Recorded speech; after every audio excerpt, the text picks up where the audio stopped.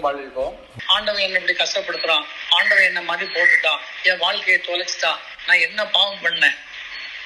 நீங்க முன்னால பண்ணதெல்லாம் விட்டுருங்க, இப்ப நடக்கிறத பாருங்க. நான் அதான் சொல்றேன், எப்ப உங்களுக்கு ஒரு குரு கிடைச்சிட்டார்களோ நீங்க பழசெல்லாம் மறந்துடலாம். இனிமேல் அடைய போறதையும் சிந்திக்க வேண்டாம். You just think the present only. பிரசன்ட்ல குருவை நெற்றி பொட்டில் வைத்துக் கொண்டு அவர் நினைவிலே வாழுங்கள். சொன்னதை மட்டும் செய்யுங்க. முடிஞ்சு போச்சு. அப்ப என்ன சொல்றோம்?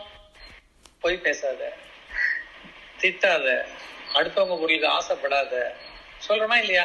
இதை மட்டும் செய்துட்டா போதும், ஞானம் தானா வந்துடும். இப்ப அதை விட இப்ப உங்களுக்கு கூடுதலா இன்னைக்கு ஒரு டெவலப்மெண்ட் காட்டியிருக்கேன். என்ன காட்டியிருக்கேன்னா, தன்னை அறிதலில் முதலில் தெரிந்து கொள்ள வேண்டியது தன் உடம்பு. உடம்புதான் உங்களை வித்தியாசப்படுத்தும்.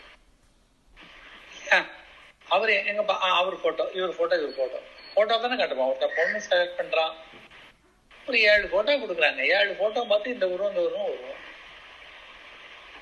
உருவம் தானே அடையாளப்படுத்துது. அப்ப அந்த உருவத்தோட சார்ந்து அதனுடைய குணநலன், அதனுடைய ஆசைகள், கனவுகள் எல்லாமே. அப்ப இது ஒரு ஆளுக்கு ஒரு ஆள் அப்படியே மாறும், அப்படியே மாறும்.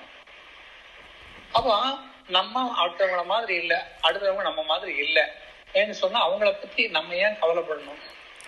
வயசுக்கு ஒரே அப்பொழுத்தான் சொல்லுங்க.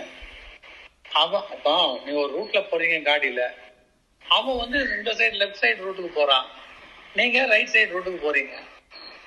நீங்க அதை பத்தி ஒரி பண்றீங்க. அவன் எங்க போனா எப்படி போனா என்ன, ஒரு ரூட் தானே பார்த்து போயிட்டு இருக்கணும். இல்ல அவன் ரூட்ல நான் போறேன்னு சொன்னா நீங்க போக வேண்டிய வேலை நடக்குமா? நீங்க அவனுக்காக ரூட்டை மாத்திட்டு போனா இல்லையா? நீங்க பர்ச்சேஸ் பண்றதுக்கு எங்க போவீங்க, அவன் என்ஜாய் பண்றதுக்கு பார்க்கு போவான். ரெண்டுக்கும் வித்தியாசம் இருக்கு. அப்போ உங்க ரூட்டை நீங்க தெரிஞ்சுக்கிறது என்பது உங்க வழியில நடக்கிற பொழுதுதான். உங்க வழியில உங்களுக்கு யாரும் ஒத்து போகவும் மாட்டார்கள், உதவும் வரமாட்டார்கள். உதவும் முடியாது, நீங்க தான் முழுப்பது. It's your body, it's your life. இந்த ஞானம் வந்துடுதுன்னா கம்பாரிசனே இருக்காது. இன்னைக்கு லைஃப்ல நம்ம தொலைகிறது கம்பாரிசன் தான். அவன் போட்டிருக்க ட்ரெஸ்ஸை பார்த்தியா, அவன் போட்டிருக்க என்னென்னலாம் சொல்றோம். ஒரு உண்கிற விஷயத்தில், கேட்கிற விஷயத்தில், பார்க்கிற விஷயத்தில் உங்க செயல்பாடு. குளிக்க விட்டு பாருங்க 4 பசங்கள் தண்ணியில, ஒருத்தன் அப்படியே மல்லாந்து நீந்திட்டு இருப்பான், ஒருத்தன் பட்டு பட்டு பட்டுன்னு கையை அடிச்சிட்டு இருப்பான். சின்ன குழந்தையா 4 பேரும் ஒரே சைட்லயே நீந்துவாங்க. நவ இல்ல, சிலது கரையிலே நின்று பயந்துகிட்டே இருக்கும், 1/2 மணி நேரத்தை ஓட்டிட்டு திரும்பி வந்து.